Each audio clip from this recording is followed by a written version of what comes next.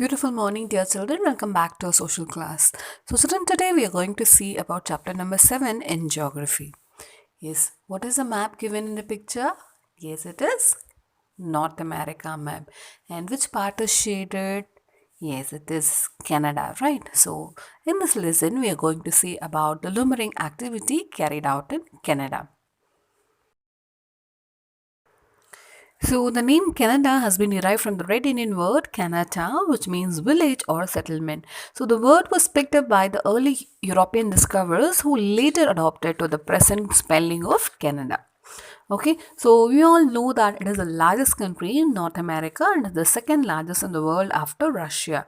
So it is bordered by the Arctic Ocean in the north, Pacific Ocean in the west, the Atlantic Ocean in the east, and USA in the south.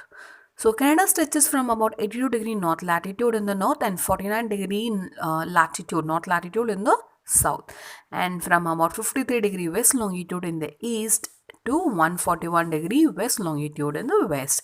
So the country is very sparsely populated. That means it is not thickly populated.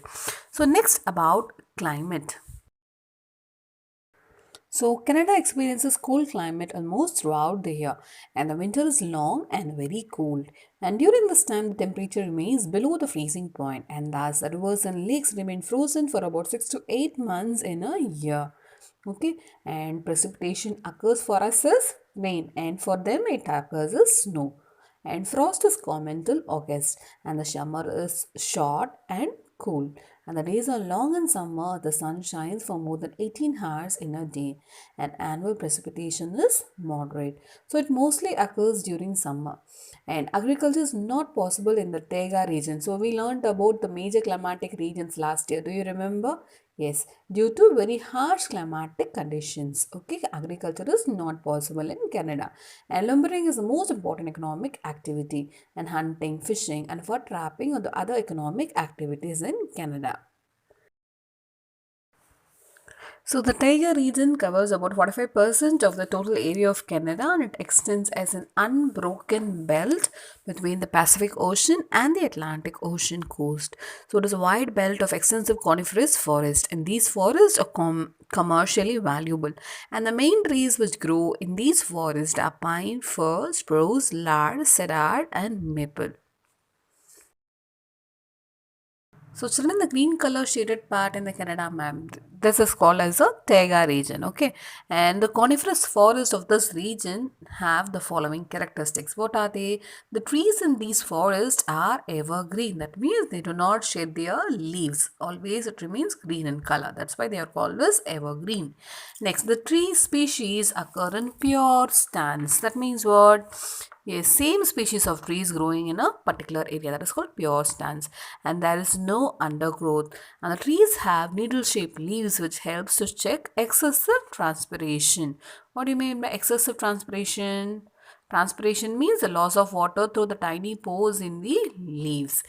Okay, and the sloping branches allow snow to slide down quickly, and the thick barks protect the trees from extreme cold weather. So since the tree is conical, what will happen when the snow falls heavily? It will slide down on the ground.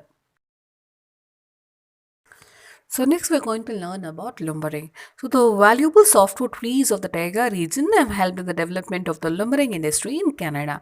And lumbering is the production and harvesting of trees for commercial purpose, that is for sale in the market, and they use such as timber for wood pulp and manufacturing plywood, paper and newsprint. And lumbering involves the following activities like felling of trees, cutting tree trunks into logs, transporting the logs to the river for sending them to sawmills. And what are the important industries in Canada? You have British Columbia, Quebec, Ontario and Newfoundland. So, children, the people engaged in lumbering are called as lumberjacks. So, in Canada, lumbering is mostly carried out in the late autumn or the winter season. So, this is due to the following reasons. What are they? So, during summer, the lumberjacks work as farmers on the farms in the southern Canada. And during winter season, when they have no work in the farms, they take up lumbering. So, also the transporting of the logs is easier and cheaper on the smooth snow surface and the frozen rivers during this time. Okay, and the lumberjacks migrate from southern Canada to the taiga forest during the end of the autumn season, and the lumber camps are built at convenient sites in the forest. And most of the lumber camps are located near the rivers, as the rivers are useful in the transportation of logs during autumn and the winter season. So, what happens in a lumber camp? A lumber camp has a number of wooden buildings, which include the bunkhouse, where the lumberjacks sleep in bunks, the cookhouse, which consists of a mess room and a common kitchen, and the staff house, where the manager, technicians, and other officers sleep, and an estate office, which controls the entire day to day activities of the lumber camp, and the washroom to wash clothes and utensils, and the store where one can buy clothes and other things of daily use. So, besides, there are stable, garage, blacksmith shop, store for dynamite, and machine repair shop. So, what are the work of a lumberjacks? So, the main work of lumberjacks is logging. So, it involves cutting and felling trees, cutting the main trunk into logs, hauling the logs to the landing grounds, and transporting the logs to the sawmills or the pulp mills. So next we are going to see about the categories of lumberjacks. So first, the lumberjacks are grouped into four categories according to the work allotted to them. So the first one they are called as high riggers. The high riggers fell the trees. So they climb trees and cut off the branches using a power-driven saw. So they wear spiked boots and safety belts so that they do not fall. So next we have the sawyers or the buckers. So the sawyers cut the trunks and the branches of the fell trees into logs of wood of required sizes.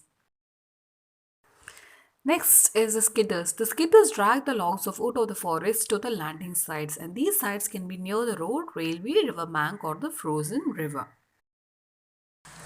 Next are the haulers. So when the frozen river thaws in spring, that means melts during the spring season, the haulers push the logs to the river and the logs float downstream. So they follow the logs to prevent log jams and ensure that they reach the sawmills safely. So the last topic will be about the lumbering activities. So most of the workers in the lumber camps get up before sunrise, and after breakfast they leave the camp.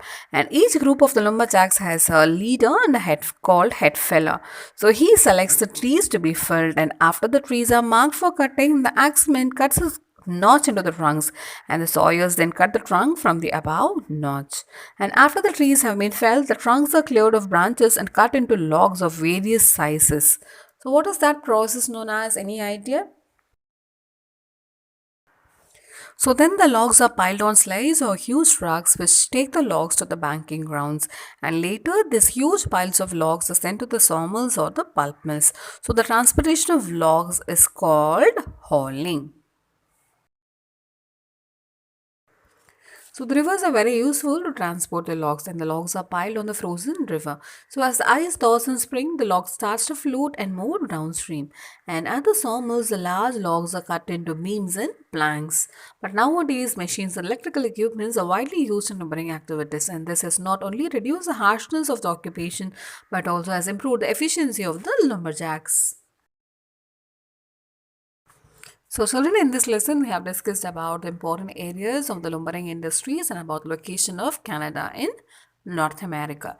Okay, and what is the time suitable for lumbering? What does the lumber camp consist of, and what are the categories of the lumberjacks and the work done by them? And last, we saw about the lumbering activities like limbing, skidding, and hauling. Okay, children, now write your classwork neatly with legible handwriting. Okay, if you have any doubts, you can ask in the class. Thank you, children. Have a great day.